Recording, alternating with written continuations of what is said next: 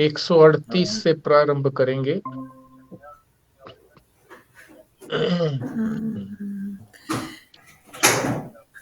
ठीक है। तो 138 पृष्ठ से जो पहला पैराग्राफ है उसको छोड़ करके वहां से आगे प्रारंभ करेंगे। आगे जो है बहुत ही महत्वपूर्ण बात यहाँ बताई जा रही है।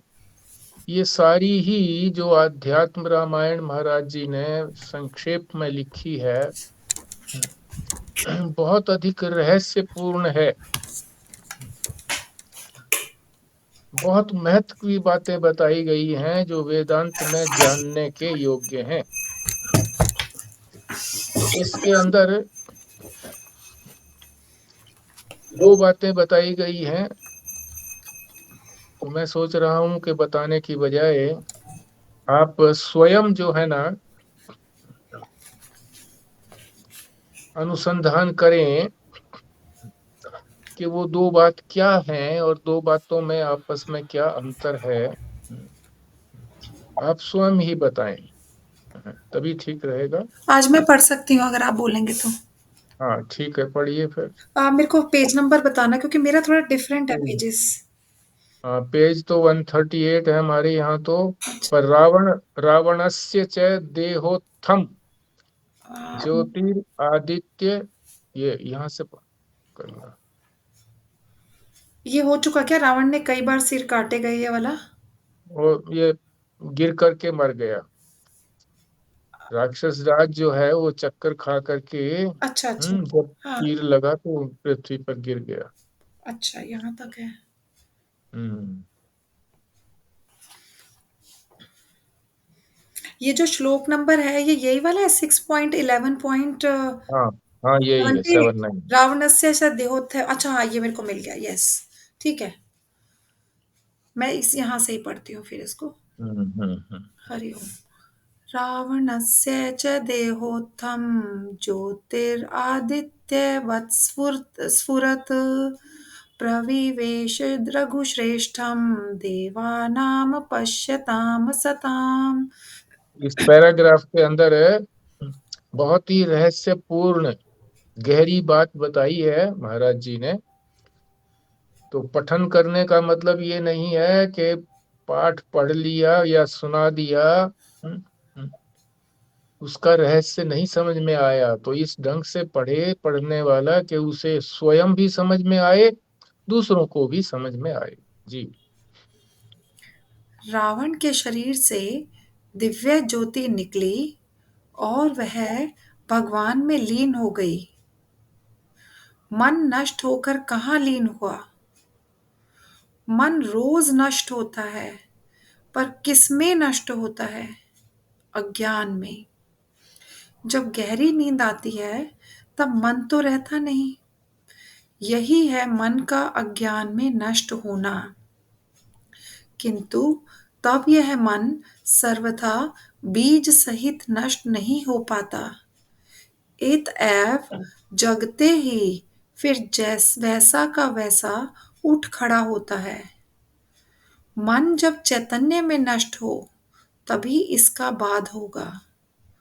रावण भगवान में ही लीन हो गया, अर्थात जो अब तक मन बना हुआ था वह अब केवल चिन्ह मात्र रह गया। मन ने बहुत दुष्कर्म किए, परंतु जब उस मन को मारा तब मन का बाध होकर पता चला कि यह मन तो सिवाय चिन्ह मात्र के और कुछ नहीं था। जब तक उस मन को अपने से अलग देखते रहे तब तक वह मन रावण रहा, और जैसे ही यह पता लगा कि यह तो चिन्ह मात्र ही है, सिवाय ज्ञान के मन कुछ नहीं है, वैसे ही रावण का नाश हो गया। इसलिए अध्यात्म रामायणकार कहते हैं। बस यही इसी के अंदर ही दो तीन बातें हैं, आप बताएंगे।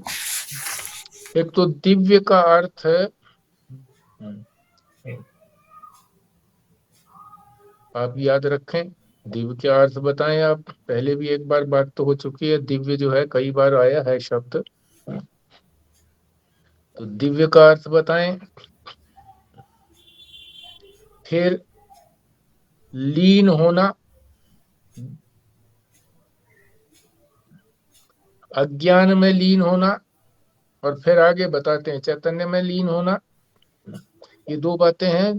तो ये मैं फिर बताने ही लग गया, तो मैं पूछना तो आपसे ही है। तो आप बताइए इस पैराग्राफ के अंदर कौन सी चीजें हैं जो हमको याद रखनी है। हाँ जी, बोलिए।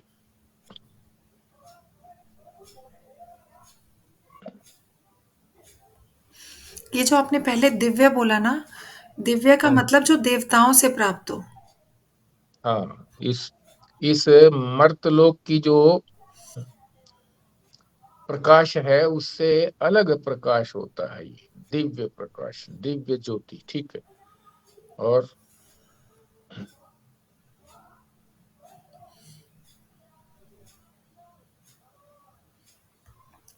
बाकी तो एक और जो इम्पोर्टेंट बात है वो यही है कि मन जो है वैसे हमारा भी नष्ट होता है, पर वो सिर्फ अज्ञान में होता है जब गहरी नींद आती है।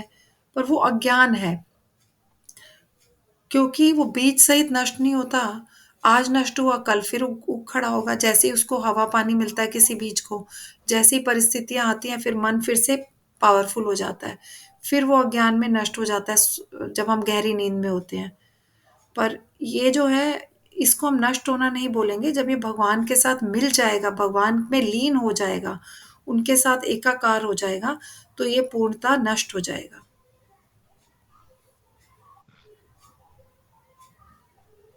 ठीक है। और कोई बोले।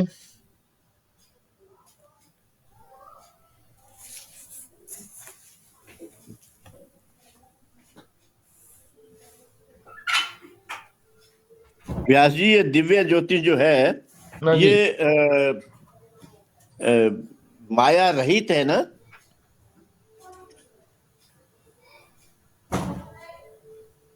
नहीं, ये माया से रहित नहीं है, क्योंकि ज्योति है ये। ये वो अच्छा, प्र, मन ये मन ये देखता वो है इसको।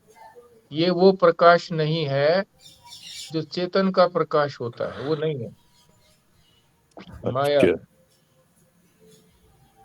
जो चेतन का प्रकाश होता है वो अलग है। हाँ, वो अलग है चेतन का। वो जो है वो माया रहित है।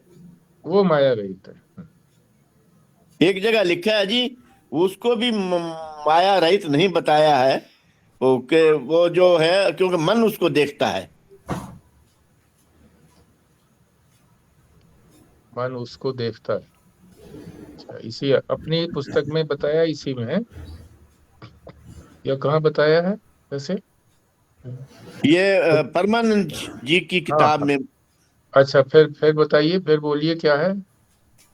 म- कि मन उसको देखता है, इसलिए वो अभी माया पूरी तरह से माया रहित नहीं है।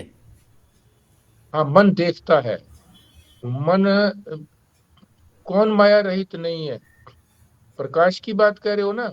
हाँ जी, दिव्य ज्योति, हाँ तो हाँ, प्रकाश उन्होंने प्रकाश। उन्होंने प्रकाश की बात कही है कि बहुत से महात्मा जो हैं वो कहते हैं कि भाई तुम ध्यान लगाओ तो तुमको क्या दिखाई देता है। तो कुछ कहते हैं जी मुझे तो प्रकाश दिखाई दिया। तो वो परमानंद जी जो है वो उसकी वास्तविकता बताते हैं कि ये प्रकाश जो है ये माया का प्रकाश है, माया रहित नहीं है, ये वास्तविक प्रकाश नहीं है। पर ये एक आलंबन मिल गया, साधक को एक सहारा मिल गया कि ऐसा प्रकाश उसको वैसे तो दिखता नहीं है, कहीं भी दिखता नहीं है, पर ये दिख गया। आंख मीचने से किसी को अंधकार भी दिख जाता है, किसी को प्रकाश भी दिख जाता है। हम्म तो ये आलंबन मिल जाता है। तो अंधकार को भी देखने वाले जो है वो अंधकार है, वो भी माया वाला ही है अंधकार। प्रकाश है वो भी माया का ही है। ठीक बात है, आपने ठीक पूछा। ऐसे हाँ जो जी। आवाज आती है वो भी माया वाली होगी जी फिर, अंदर से ध्वनि, दिव्य ध्वनि जो आती है। ध्वनि, ध्वनि मत बोलो, ध्वनि। ध्वनि, हाँ जी, ध्वनि अदद है ध्वनि। ध्वनि। हाँ, अंदर से जो ध्वनि आती है वो भी सब सब जो है ना, आहत वाली हैं, टकरा करके आती हैं। टकरा करके जितनी भी आवाजें हैं सब टकरा के आती हैं। और उसमें संत मत में कहते हैं अनाहत नाद। हाँ जी, हाँ जी। हाँ, ऐसा जो आवाज, ऐसी जो अ, अ, नाद जो बिना किसी टकराहट के आता है। तो अंदर जो हमारी आती है ना, तो पेट में कभी गुड़गुड़ आगने लग गई, कभी कुछ और आने लग गई, अंदर की आवाजें, थूक सटकते हैं तो कुछ और आवाज आती है इस तरह से। तो ये सारी आहत वाली हैं, टकरा करके आती हैं। ये भी सब माया की है, सारा माया का कार्य है। हाँ जी।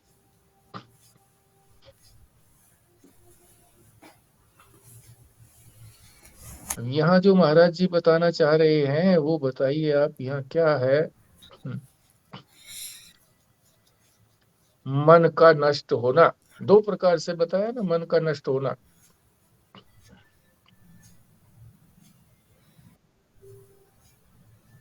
कहाँ कहाँ नष्ट होता है? दो दो जगह कहाँ नष्ट होता है मन?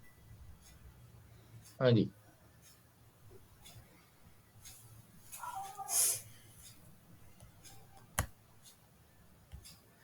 हाँ जी, संजीव शर्मा जी।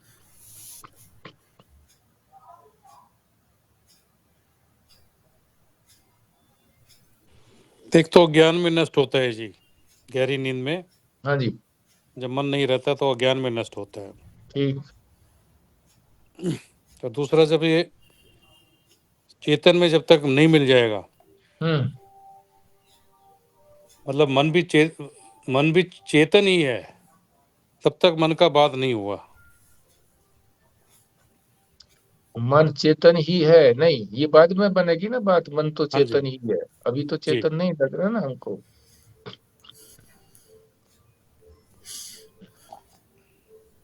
दो जगह नष्ट हुआ, एक चेतन में, एक अज्ञान में। अज्ञान में तो रोज नष्ट होता है। रात को जब हम गहरी नींद आती है तो कुछ भी नहीं रहता, मन सबसे बाद में लीन होता है। उस सबसे पहले शरीर, शरीर तो हमारा स्वप्न में ही ये नहीं रहता, दूसरा ही शरीर हो जाता है। फिर जब गहरी नींद आती है तो फिर ये इंद्रियां भी सब, इंद्रियां भी उस समय में नहीं होती हैं, केवल स्वप्न अवस्था में केवल मन मन रहता है। और जब गहरी नींद आती है, सोते हैं जब हम, तो फिर तो वो मन भी नहीं रहता। मन का मतलब अंतःकरण ही नहीं रहता। एक तो ये नष्ट हुआ, और फिर ये खड़ा हो जाता है क्योंकि बीज इसका नष्ट नहीं हुआ, अज्ञान में गया ना, अज्ञान के अंदर लीन हुआ। तो अज्ञान रूपी बीज तो रहा इसमें। कौन किस में लीन हो सकता है? जो जिसका अंग है वो उसी में तो जाकर के लीन होगा। जैसे घड़ा सुराही जो है वो किस में लीन होगी? मिट्टी में ही तो लीन होगी। तो जहां से निकला है वहीं से ही तो लीन होगा, उसी में लीन होगा। तो अज्ञान से निकला था ये, अज्ञान ही तो सारे संसार का कारण है। अज्ञान से मन भी निकला, यानी अंतःकरण भी निकला, इंद्रियां भी निकली, शरीर भी निकला। सारा संसार जितना भी प्रतीत हो रहा है ये सारा अज्ञान से प्रतीत हो रहा है। हमने इस संसार को नहीं जाना है, इस संसार के कारण को नहीं जाना है। कहाँ लीन होता है ये? कारण में लीन होता है। हर चीज जो है अपने कारण में लीन होती है। इस बात को ठीक से समझ लो। जैसे घड़ा सुराही कहाँ लीन हो गई? अपने कारण मिट्टी में।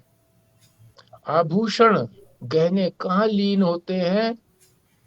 नष्ट कहो उनको समझने के लिए, नष्ट भी कह सकते हो, मगर नष्ट नहीं होते, लीन कहेंगे उसके अंदर, अपने कारण में, सोने में लीन होते हैं। इसी तरह से हर चीज अपने कारण में लीन होते हैं। पहले भी एक दिन बताया था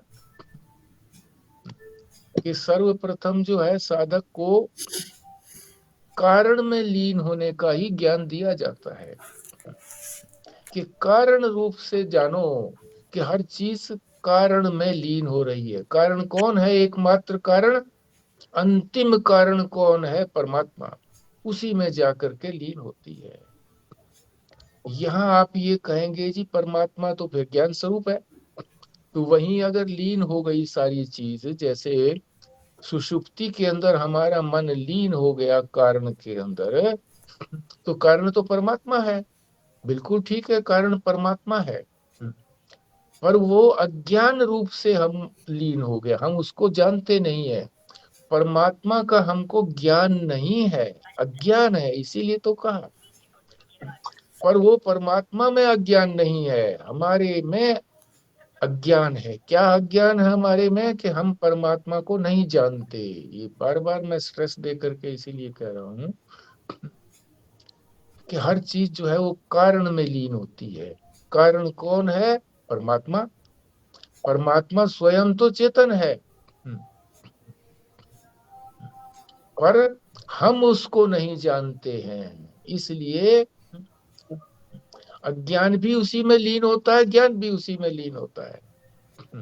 दोनों चीजें परमात्मा में ही लीन होती है।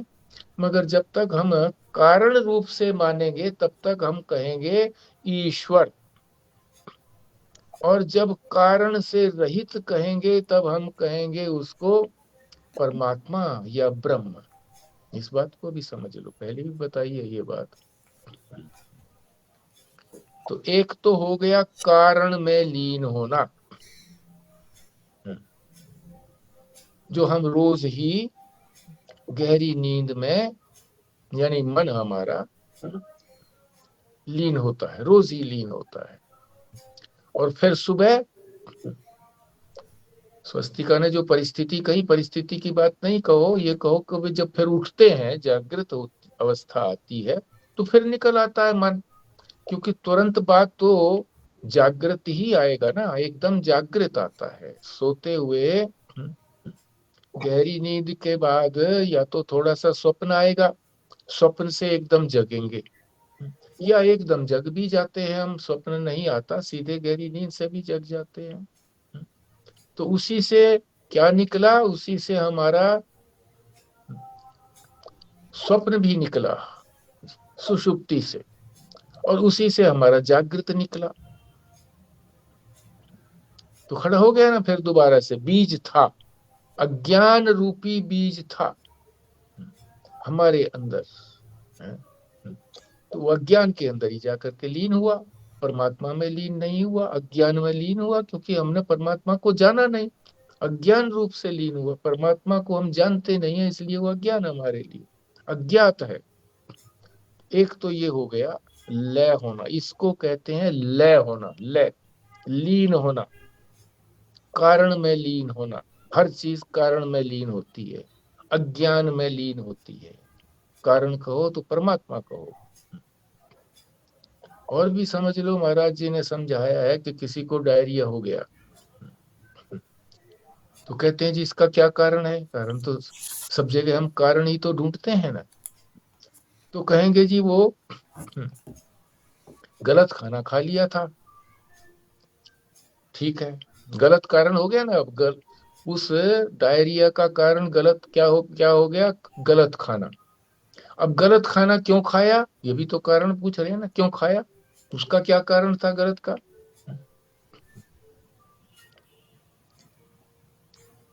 अजी उसने दे दिया, भोजन बनाने वाले ने ऐसा ही दे दिया,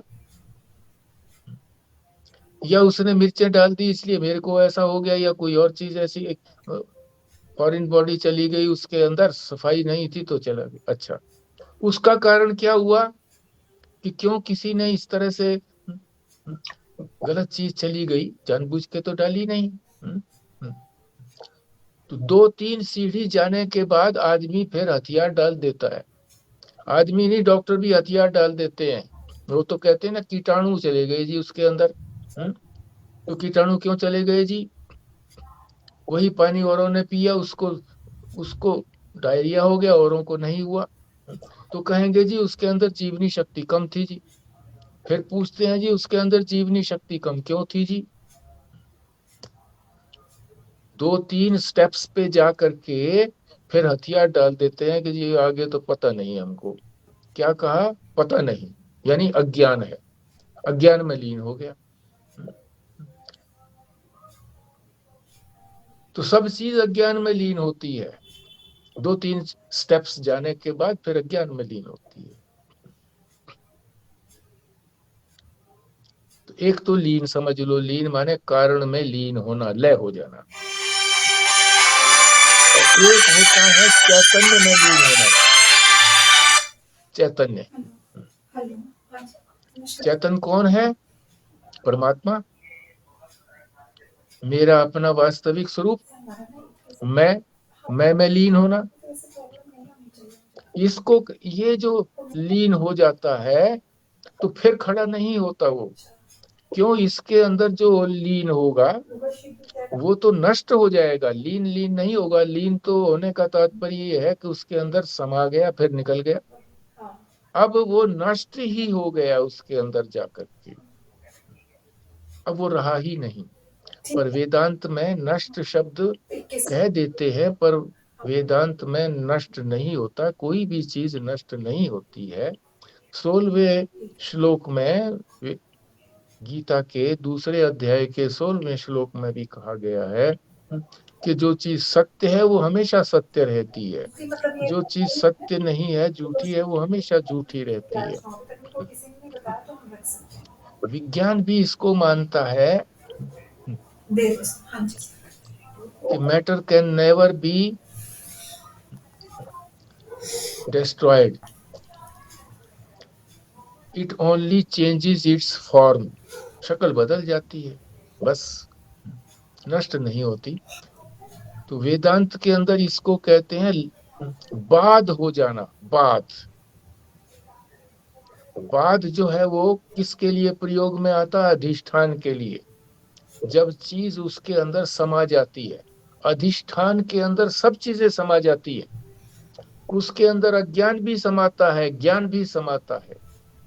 बहुत विलक्षण बात है। अधिष्ठान, अधिष्ठान में अध्यस्त, जो चीज समाती है उसको कहते हैं अध्यस्त। और उसका क्या मतलब है? वो थी ही नहीं, इसीलिए तो उसमें समा गई, थी ही नहीं, अज्ञान के कारण लग रही थी वो चीज। उदाहरण बताओ, कारण में लीन होने का तो उदाहरण हो गया था। उदाहरण क्या हो गया था? कि घड़ा जो है मिट्टी में समा गया, ये तो कारण में समा गया। अधिष्ठान का कौन सा उदाहरण दोगे? बताओ, आप ही बताइए। अधिष्ठान का उदाहरण बता चुका हूं मैं एक बार, कल परसों। हाँ जी।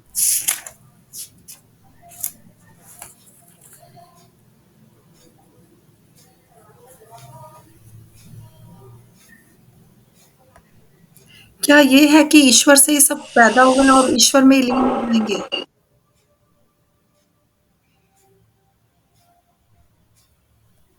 उदाहरण से, उदाहरण से, जो हमारे प्रत्यक्ष में उदाहरण आता है उस उदाहरण से स्पष्ट करो। हाँ जी, खुराना जी।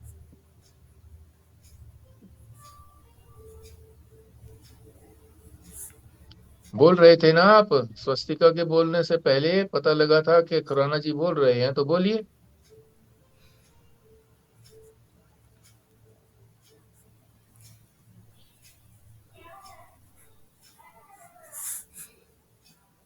नहीं बोल रहे। हाँ जी, हाँ जी, कृष्णा जी। जिससे इस सृष्टि का निर्माण हुआ है कारण से ही, वो कारण में ही सारी उसी उसी में उसका लय हो जाता है। ये माया का प्रपंच है, इतनी प्रकृति है, सब उससे ही, कारण से ही उत्पन्न हुई है। कारण से ये कार्य है, कार्य से फिर कारण में लीन हो जाता है। ये तो हमको दिखाई नहीं दे रहा ना कुछ। प्रत्यक्ष जो हम देखते हैं उसी से, उसी को तो उदाहरण बना करके जो हम संसार में देखते हैं उसको देख करके ही तो हम, ये तो आपने सिद्धांत बता दिया कि सब चीजें उसी में से निकलती हैं, कारण में से, और उसी में लीन होती हैं। ये तो हम बात कह ही रहे हैं। अब इसका उदाहरण बताओ। आप क्या पंच महाभूतों की बात कर रहे हो कि वहां से आए, बने और वहीं पर ही लीन हो गए? अंतिम कारण होना चाहिए ना, ये अंतिम कारण तो है नहीं। चेतन की बात आ गई ना, चेतन में लीन होता है, महाभूत तो चेतन नहीं हुए। ये जैसे आपने घड़ा तो कारण बताया, पर मिट्टी जो है वो अंतिम कारण हो गया ना उसका, घड़े का भी। घड़े का कारण तो हो गया, मगर अंतिम कारण तो नहीं हुई ना वो। मिट्टी अंतिम कारण नहीं हुई, क्योंकि मिट्टी जो है वो निकली है किससे? जल से। जल निकला है तेज से यानी अग्नि से। अग्नि निकली है वायु से। वायु निकला है आकाश से। आकाश निकला है अविद्या से, अव्यक्त से। और अव्यक्त जो है वो परमात्मा से निकला है। तो अंतिम कारण तो परमात्मा हुआ ना, उसी को हम अधिष्ठान बोलते हैं। जब ही तो कहा ना, एक जो है वो कारण में लीन होता है, एक होता है अधिष्ठान में लीन। तो कारण में लीन होने का तो उदाहरण बता दिया ना हमको, सामने स्पष्ट है कि घड़ा जो है वो मिट्टी से अलग नहीं है। टूटेगा तो मिट्टी ही बनेगी उसकी, ठीक है। यहाँ स्पष्ट उदाहरण जो है आपको एक दो बार तीन बार बताया जा चुका है बीच बीच में। इसीलिए जो है ना, इसको बार बार हम रिपीट करते हैं ताकि फिर वो पूरी तरह से मस्तिष्क में बैठ जाए। हमने सर्प देखा, थी रस्सी वहां पर, प्रकाश किया तो पता लगा कि वो तो रस्सी थी, सर्प नहीं था। तो क्या सर्प उसमें से, रस्सी में से निकला? नहीं निकला। रस्सी में तो निकला नहीं है।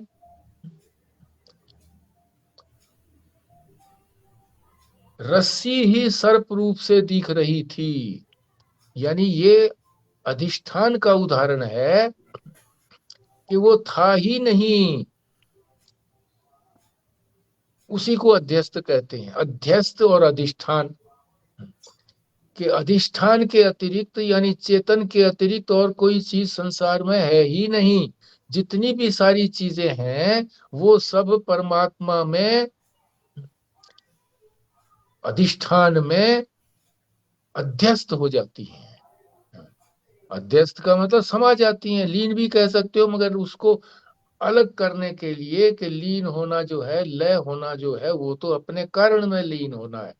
और ये जो अधिष्ठान में लीन होना है, ये अपने कारण में नहीं, जो कार्य कारण से परे है, उसका कोई कारण नहीं है। परमात्मा का कोई कारण नहीं है। परमात्मा किसी से निकला नहीं है, स्वयंभू है, अपने आप ही हुआ है। स्वयंभू, किसी से निकला नहीं है।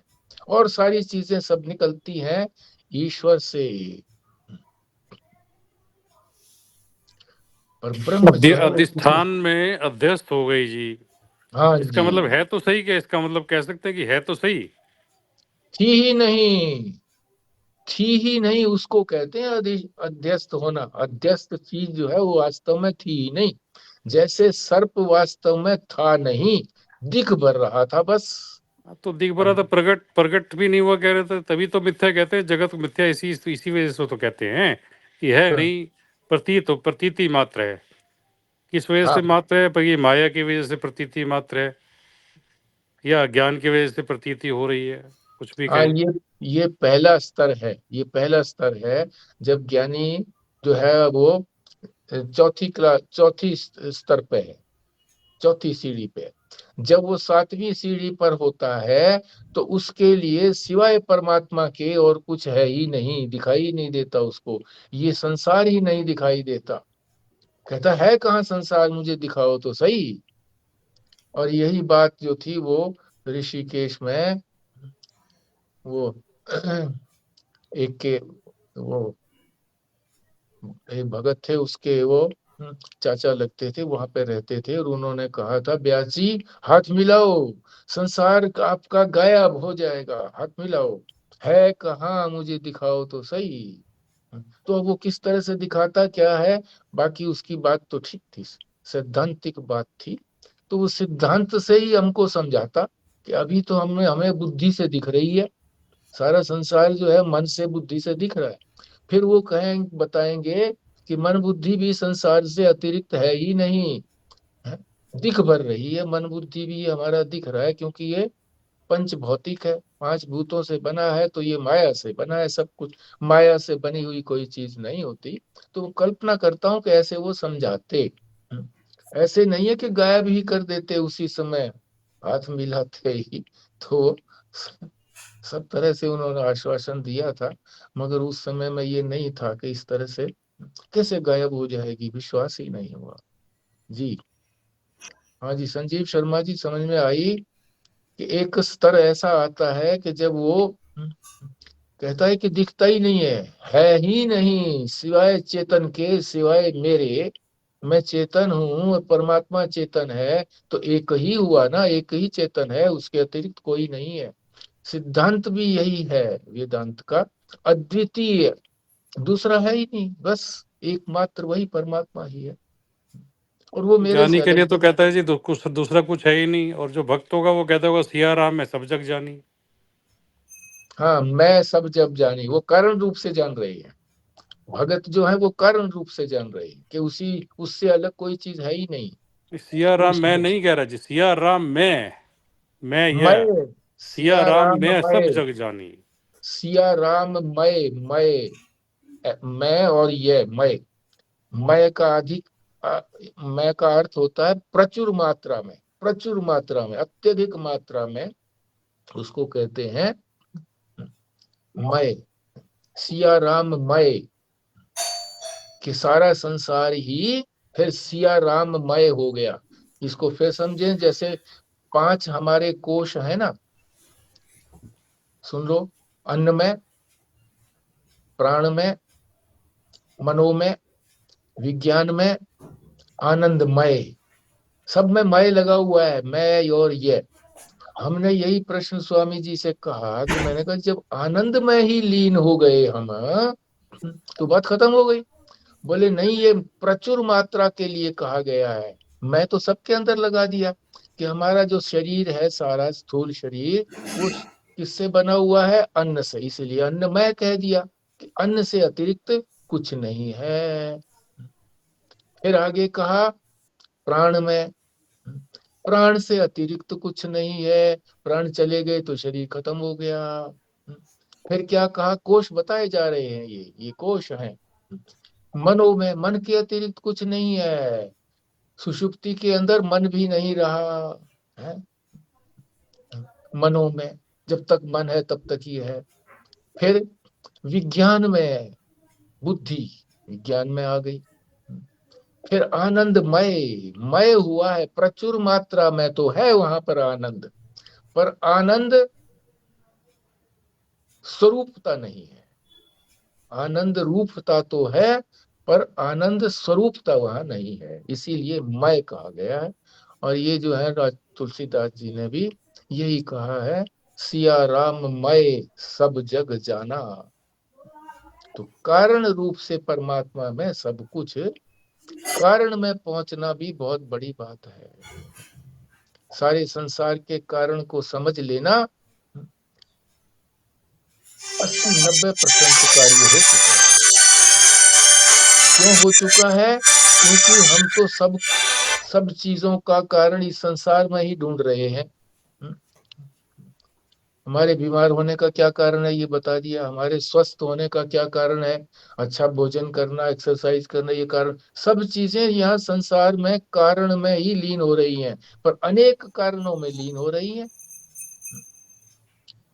एक कारण में अंदर, अंतिम कारण के अंदर जब हमको ये पता लगता है कि ये बीच वाले कारण कुछ नहीं है, सब सब कारणों का कारण एक परमात्मा यानी ईश्वर है, जब ये हमने जान लिया, कारण रूप से परमात्मा को जान लिया, तो 80-90% हमारा कार्य हो गया। बस अब तो इतना ही जानना है कि ये नष्ट करना है, लीन लीन नहीं करना है, इसको अधिष्ठान को जानना है। बस अधिष्ठान का ज्ञान हुआ तो सब कुछ वही है, बस अधिष्ठान के अतिरिक्त कुछ नहीं है। बड़ी गंभीर बात है ये, बहुत दिनों के बाद ये समझ में आती है। तो आपका भी कसूर नहीं है, आप ध्यान से सुने और आप अपने आप इसका अनुसंधान करें, फिर प्रश्न करें, फिर अनुसंधान करें। जैसे संजीव शर्मा ने प्रश्न किया कि भाई वहां से एक चौपाई निकाल करके लेकर के आए, तो उससे भी तो यही प्रमाणित किया गया ना कि मय है, ये प्रचुर मात्रा में है, आनंद प्रचुर मात्रा में है। इसी तरीके से सभी पदार्थ जो है वो प्रचुर मात्रा में, जो परमात्मा है, कारण है सबका, उसमें लीन हो गया। अधिष्ठान ज्ञान बाकी रहा। अधिष्ठान और अध्यस्त, लय और कारण। लय चीज होगी, लीन किस में होगी? कारण में। और अध्यस्त किस में होगा? अधिष्ठान में।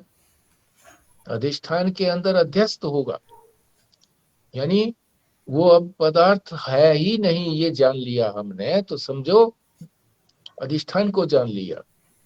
बल्कि अधिष्ठान को जानने के बाद अध्यस्त की सत्ता नहीं रहती है। अध्यस्त को हम जानते रहेंगे जब तक, तब तक हमारा ये अधिष्ठान का ज्ञान नहीं होगा। एक बार इसी तरह से पूछा था महाराज जी महेशानंद जी से। मैंने कहा जी जब ज्ञान रूपता आ जाती है हमारे अंदर, जान जाते हैं हम, सर्वज्ञ हो गए हैं,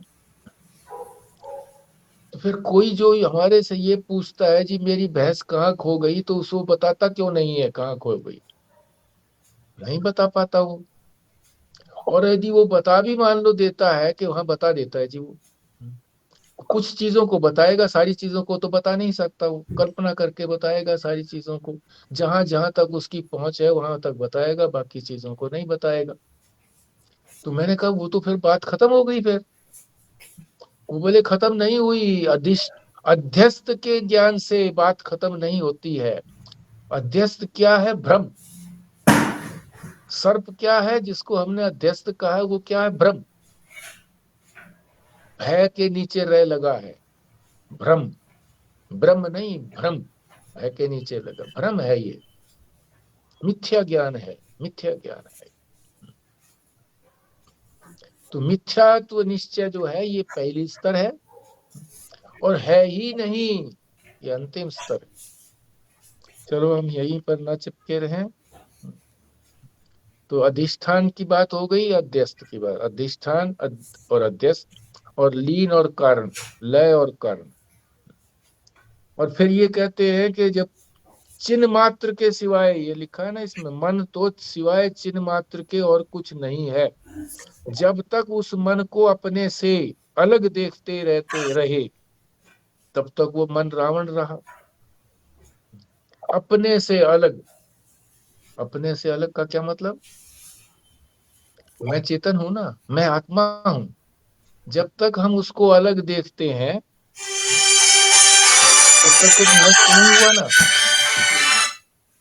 नष्ट होने के बाद मेरे से अतिरिक्त कोई चीज रहती ही नहीं है। चेतन से अतिरिक्त कुछ संसार में होता ही नहीं है, क्योंकि परमात्मा तो अद्वितीय है, चेतन है, तो दूसरा कोई है ही नहीं। है ही नहीं तो यही कहा है कि मैं भी परमात्मा से अलग नहीं, या मेरे से परमात्मा अलग नहीं है, दोनों एक ही बात है। तब जाकर के मन रूपी रावण जो है वो नष्ट हुआ, जब कोई चीज बची ही नहीं, चेतन से अतिरिक्त रही नहीं। अपने शब्द का अर्थ यहाँ क्या है? मैं आत्मा। आत्मा से अतिरिक्त जब कोई चीज नहीं रही, तब समझिए कि मन जो है वो नष्ट हो गया है। ठीक है जी। आत्मा कहो, चिन्ह मात्र कहो, ज्ञान कहो, मेरा स्वरूप कहो। मेरा स्वरूप क्या है? ज्ञान स्वरूप है, सत्स्वरूप है, चिन्ह स्वरूप है। चले आगे जी। आगे भी फिर यही बात बताई है, पढ़ो। फिर उसके बाद इसका पता कैसे लगे कि इसके सिवाय कुछ नहीं है, इसका पता कैसे लगे? आगे चलिए, इस पैराग्राफ को पढ़िए आगे। और ये श्लोक है, इस श्लोक भी पढ़िए स्वस्तिका।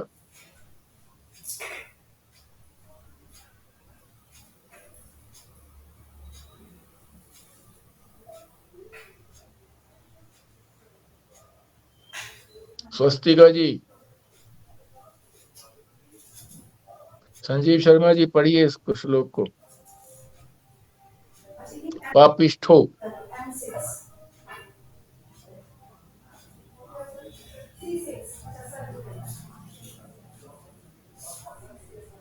जी हाँ जी।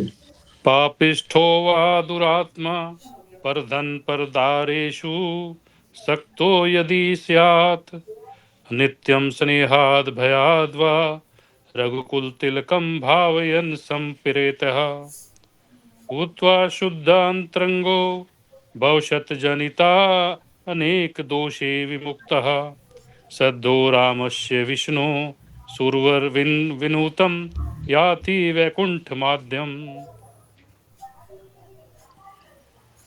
चाहे बड़े से बड़ा पापी हो, दूसरे की पत्नी का हरण करने वाला हो, मन यह सब कर रहा हो, लेकिन एक बार जहां पता लगा कि यह मन चिन्मात्र के अतिरिक्त कुछ नहीं है, तो वह चिन्मात्र ही रह जाता है और कुछ नहीं।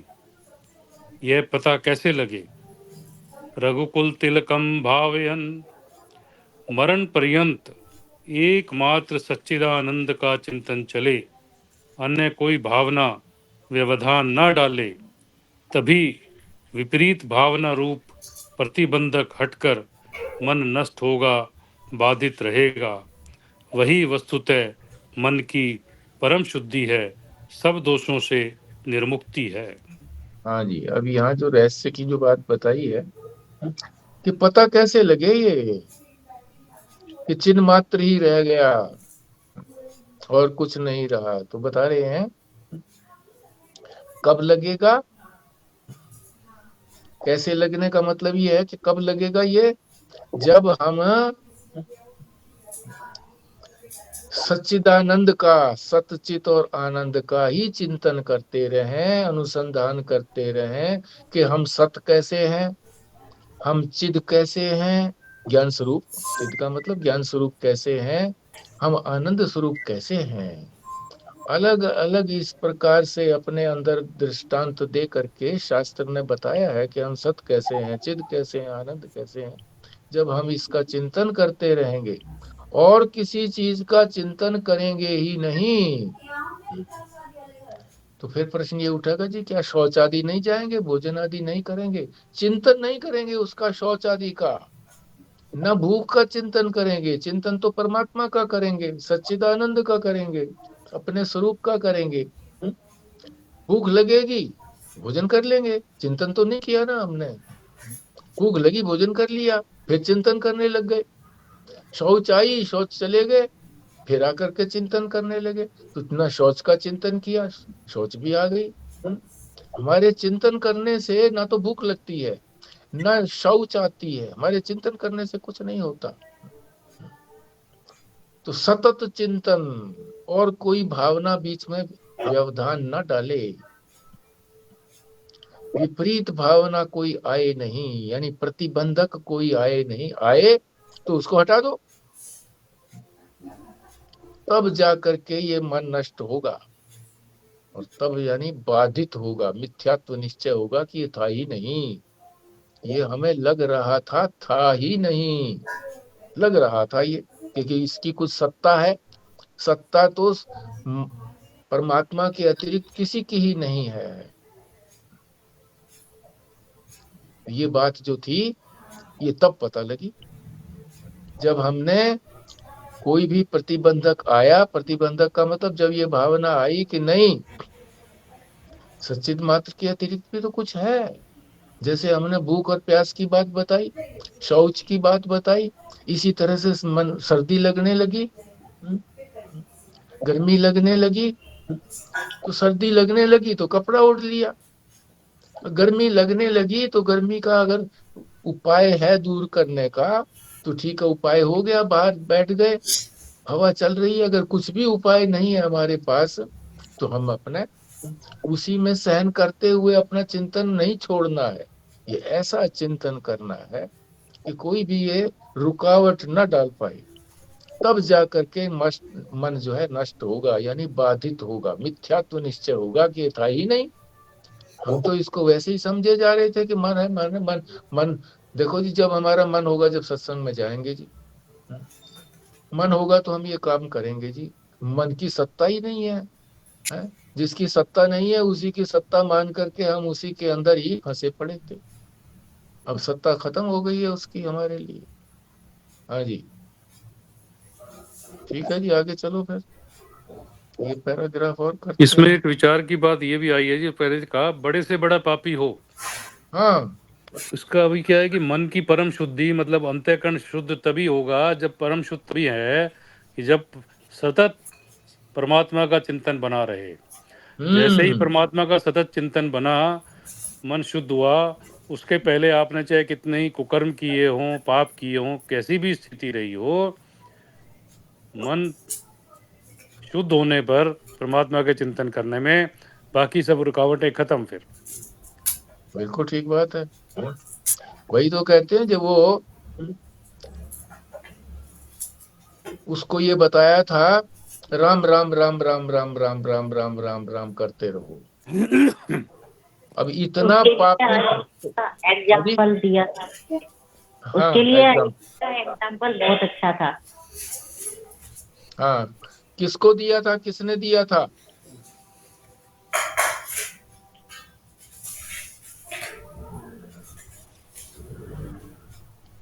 ये तो मैं भूल गई। अच्छा, और कोई बताए?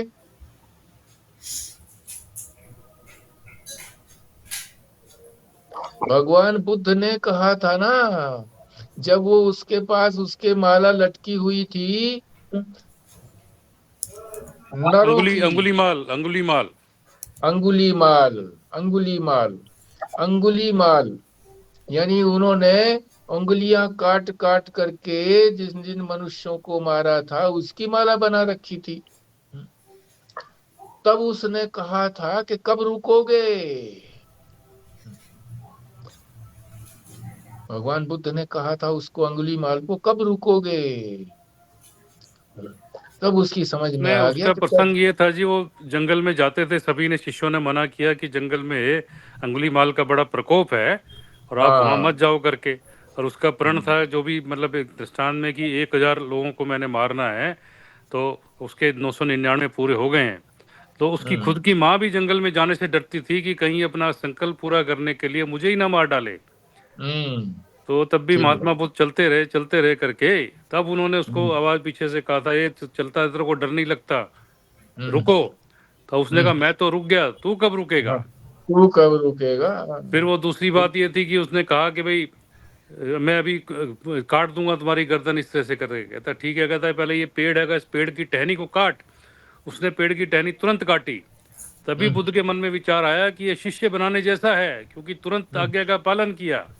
हम्म। तब उन्होंने कहा अब इसको जोड़ दे। कहते क्या बेकार की बात करते हो। कहता ये काटने के बाद जोड़ थोड़ी सकती है। तो कहता हम्म। इतने तो लोगों को मार चुका है, मारने के बाद जो जीवन नहीं दे सकता है, तो ये क्या कर रहा है। तभी वो अचानक वो भावना जैसे पलटी होगी उसको, तब वो उनका शिष्य बना था। हम्म। और रामायण में और भी चौपाई आई है उसके अंदर, जिसमें जिनको तारा उन्होंने, उसमें गणिका अजामिल ज्ञात विद तारे, सभी मतलब जितने भी जो खल थे इन सबको जो तारा है, उसकी हम्म। बात आई है। ठीक बात।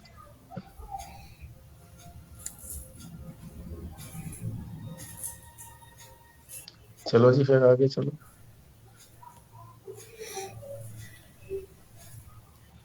मन का जो राज्य यानी रावण राज्य है, उसका क्या किया जाए। जो तीव्रतर तीव्रतर कर्म प्रारब्ध का है, तीव्रतर, जो तीव्रतर। तीव्रतर कर्म प्रारब्ध का है, वह भोग कर ही क्षीण होता है। इसलिए उसे सबसे तीव्र कहा गया है। मंद और तीव्र प्रारब्ध कर्मों को दबाया जाएगा, लेकिन यह जो विभीषण तीव्रतर कर्म है, इसे भोगना ही पड़ेगा। ज्ञान निष्ठा के बाद जो काम मन कर रहा है, वह सर्वथा तीव्रतर प्रारब्ध के अधीन हो रहा है। उसमें हेर फेर के लिए कोई विचार नहीं चाहिए, क्योंकि प्रारब्ध के अनुसार यही कार्य होगा। भगवान राम ने मातली से कहा, अब तुम इस रथ को लेकर वापस चले जाओ। जब तक रावण को मारना था, जब तक मन को नष्ट करना था, तब तक संस्कार रखे गए।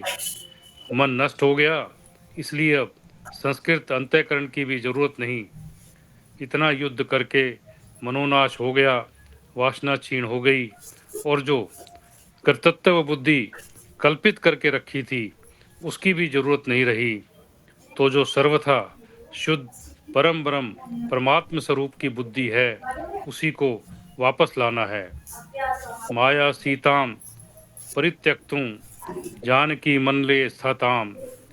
माया सीता को छोड़ना अब जरूरी है, इसलिए भगवान ने विभीषण से कहा कि अब सीता को ले आओ।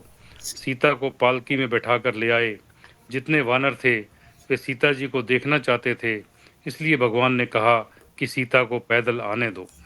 हाँ जी, इसमें भी कई जो है ना बड़े रहस्य की बातें कई बताई हैं। एक तो यही, आप अगर कोई बता पाए तो बोलिए कौन कौन सी रहस्य की बातें हैं। पहला तो ये पता लगा इसके अंदर कि जो मंद और तीव्र प्रारब्ध हैं, उनको तो कुछ अच्छे कर्म करके कुछ दबाया जा सकता है, पर जो तीव्रतर हैं, बहुत ज्यादा विभीषण है, उनको तो भोगना ही पड़ेगा। ये बात हम्म बताई है। बहुत ज्यादा। विभीषण शब्द से ही कंफ्यूजन भी होता है। तो यहाँ तो विभीषण नहीं है, ये वो विभीषण नहीं है। ठीक कहा तुमने कि यहाँ तो जो बड़े भीषण भीषण भीषण है। का मतलब या तो भीषण मान ले जी, या तीव्रतर की जो बात है वो प्रबल प्रारब्ध मान ले, प्रबल प्रारब्ध था। तीव्रतर भी है और विभीषण मतलब भयानक भी है। भीषण कहते हैं ना, भीषण युद्ध हुआ, मारकाट हुई को कहते हैं भीषण युद्ध हुआ। विभीषण माने विशेष रूप से भीषण। वो तो भोगने ही पड़ेंगे, वो तो ज्ञानी को भी भोगना पड़ता है। बाकी जो मंद और मध्यम है उनको तो दबाया जा सकता है। संस्कार ऐसे बनाए जाएं कि वो उभर ही ना पाए। जो मध्यम है, तो यहाँ तो ये मंद और तीव्र कहा गया है। दूसरी जगह मंद मध्यम और तीव्र ऐसे बोला था। तो यहाँ तीव्र कह दिया, कोई बात नहीं है, क्योंकि फिर आगे तीव्रतर कह दिया है। तो पहली दो स्तर के जो है मंद और तीव्र, इनको तो दबाया जा सकता है, संस्कारों को, नए संस्कारों को उत्पन्न करके, शास्त्र के संस्कारों को उत्पन्न करके। और जो तीव्रतर है वो तो सबको ही भोगना पड़ेगा, ज्ञानी को भी भोगना पड़ता है। मैं और पूछ फिर कहते हैं, मैं हाँ जी पूछ रही बोलो। थी कि ये कैसे मतलब कर्मों से इनको दबाया कैसे जा सकता है? क्या अच्छे कर्म करके? क्या कहने का मतलब है? अच्छे संस्कार, संस्कार अच्छे। चम्मच नहीं लाए बेटे है।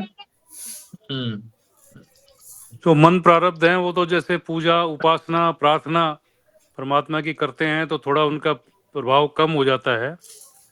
वही अच्छे संस्कार की जो बात हो रही है, अच्छे संस्कार यही हैं, पूजा उपासना प्रार्थना करने को।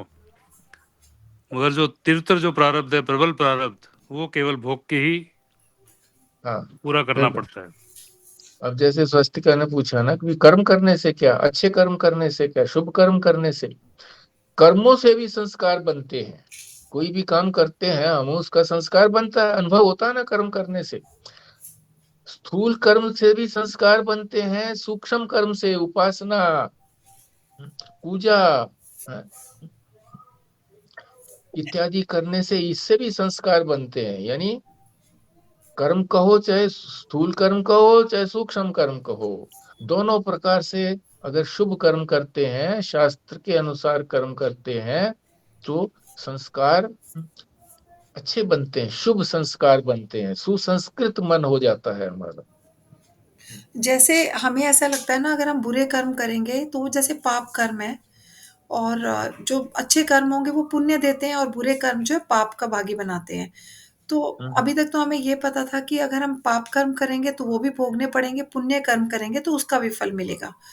पर अभी इसकी बात से ऐसे लग रहा है कि शायद जो पाप कर्म है वो पुण्य कर्म से कैंसिल हो जाएंगे, मतलब उससे न्यूट्रलाइज हो जाएंगे। न्यूट्रलाइज नहीं होते, शेड। दबे तो रहेंगे, वो हाँ। दबे रहेंगे। हाँ, खत्म नहीं होएंगे, दब जाएंगे। संस्कार दूसरे आ जाते हैं, शुभ संस्कार आ जाते हैं, संस्कृत संस्कार आ जाते हैं, तो फिर वो उभर नहीं पाते। और उभर नहीं पाते तो आप ये कहोगे ना किसी किसी समय में उभरेंगे ही, उभरने का अवसर ही नहीं मिलेगा। यदि हमको ज्ञान हो गया तो नष्ट ही हो जाएंगे, फिर उभरेंगे किस तरह से? नहीं उभरेंगे। केवल तीव्रतर जो है वो तो भोगने ही पड़ेंगे।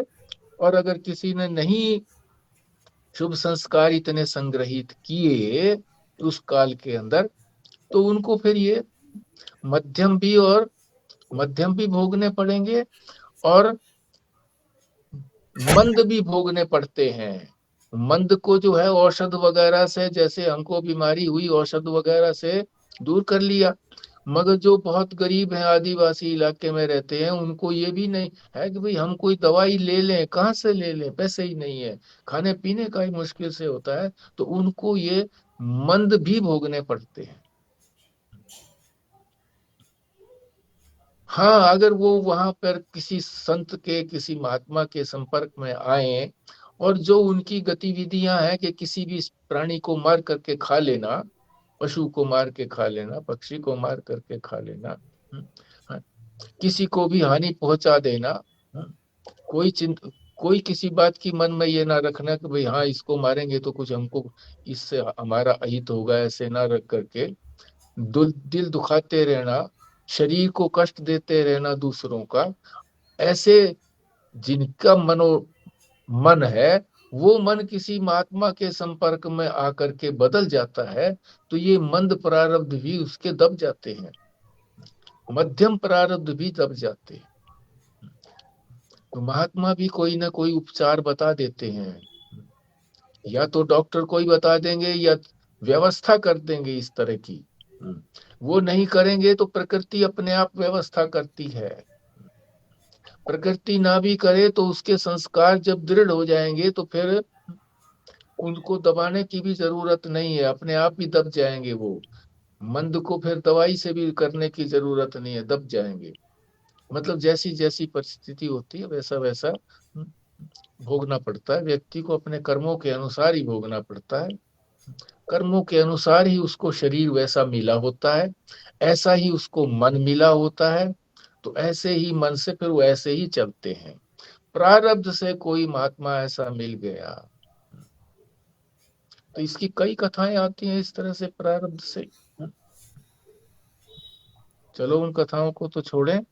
अब ये बात आगे ये कह रहे हैं कि भगवान राम ने फिर मातली से कहा कि अब तुम इस रथ को वापस लेकर के चले जाओ। क्यों चले जाओ? मन नष्ट हो गया है, इसलिए अब संस्कृत अंतःकरण की भी जरूरत नहीं है। जो संस्कारित किया था ना मन, जो इंद्र ने अच्छा रथ भेजा था, अब उसकी भी जरूरत नहीं है, ले जाओ इसकी भी। क्योंकि मन को मारने के लिए अच्छे संस्कारों को संग्रहण किया था, संस्कृत हो गया था हमारा अंतःकरण। मन कहो अंतःकरण कहो, उसमें अच्छे संस्कार संग्रहित हो गए थे और वो काम आए। किस काम आए? मन के नाश के लिए काम आए। मन का भी नाश हो गया और वासना भी क्षीण हो गई। और जो कर्तृत्व बुद्धि थी, कर्तृत्व बुद्धि का मतलब हमारे अंदर हम कर्तृत्व बुद्धि को ही लेकर के फंसे पड़े हैं। मेरा ये भी कर्तव्य है, मेरा इस बच्चे का पालन करने का भी कर्तव्य है, मेरा ये भी कर्तव्य है, मैं यहाँ रहता हूँ तो मेरा ये भी कर्तव्य है, मैं इस मकान में रहता हूँ तो मेरा कुछ न कुछ तो कर्तव्य होगा। इस कर्तव्य की आड़ को लेकर के, इसी को कहते हैं कर्तृत्व बुद्धि, कल्पित। ये हमने कल्पना से बना ली कि ये तो करना ही है। कर्तृत्व बुद्धि, करने की बुद्धि कि ये मेरा कर्तव्य है, हमने कल्पना से बना ली, इसकी मान्यता कर ली, हमने मान लिया, बस इसके लिए कोई तर्क नहीं है। कर्तव्य तो केवल परमात्मा को जानना ही कर्तव्य है, ये तो सारी मान्यताएं हैं। ये जो बना रखी थी हमने कर्तृत्व बुद्धि, कर्तृत्व बुद्धि किससे ही तो हमने अपने अंतःकरण को शुद्ध किया था। अब कर्तृत्व बुद्धि भी नहीं रही, मन का नाश हो गया, तो अभी अंतःकरण की भी जरूरत नहीं है।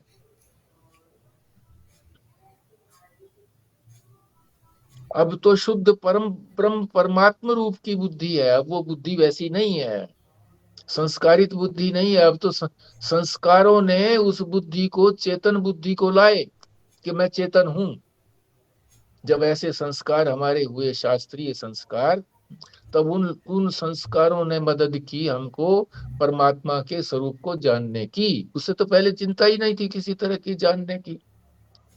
तो उसको जाना, परमात्मा को जब जान लिया, तो फिर अब वो उसकी जरूरत ही नहीं रही। संस्कारित बुद्धि की, मन की, अंतःकरण की जरूरत ही नहीं रही। मन का नाश हो गया, वासना का भी नाश हो गया, जिसके लिए हमने, मन और के नाश के लिए और वासना की समाप्ति के लिए जो हमने ये संस्कारित बुद्धि की थी, अब इसकी जरूरत ही नहीं रही।